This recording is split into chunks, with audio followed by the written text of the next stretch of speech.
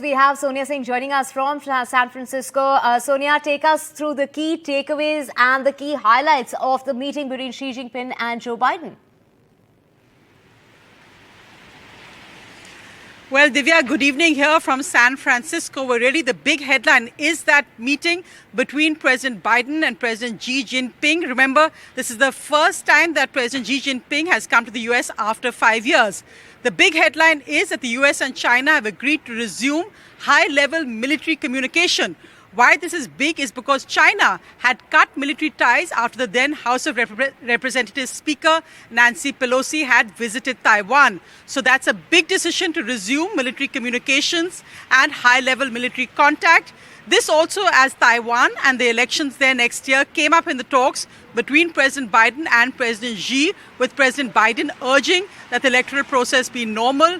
President Xi also laying out China's red lines and asking that America not interfere in Taiwan's in China's internal affairs regarding Taiwan. So that was one stumbling block there. But of course, the big headline is the fact that the meeting took place.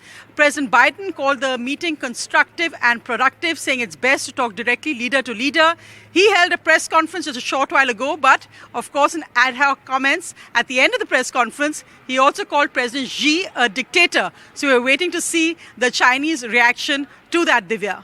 Right, Sonia, you mentioned Taiwan, and of course they're saying that it was a hot topic as far as that meeting is concerned. Of course, that's described as very crucial when it comes to US-China relations.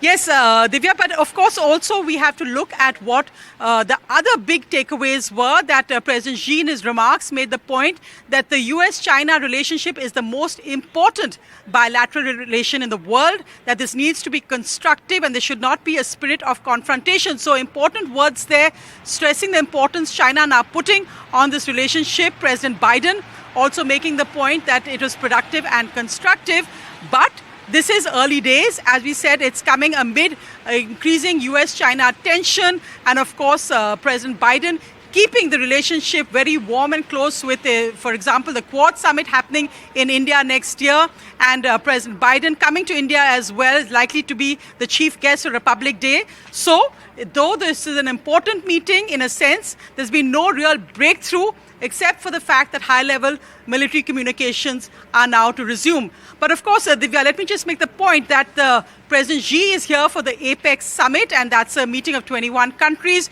We've also got Japan's president here. We've got Russia's deputy prime minister, and India has been invited here for the first time as a guest. Commerce Minister Piyush Goyal, who's in San Francisco, was asked about the US-China talks, and he's made the point that he doesn't want to see the India-US relationship through a China plus one strategy, as some put it, but made the point that India and the US are on a track of relationships of progression, which, as was described recently, is something like the Chandrayaan moon landing. Right, Sonia, so you did mention confrontation is what was brought up in that meeting. Confrontation has unbearable consequences is what was said, and planet Earth is big enough for the two countries to succeed.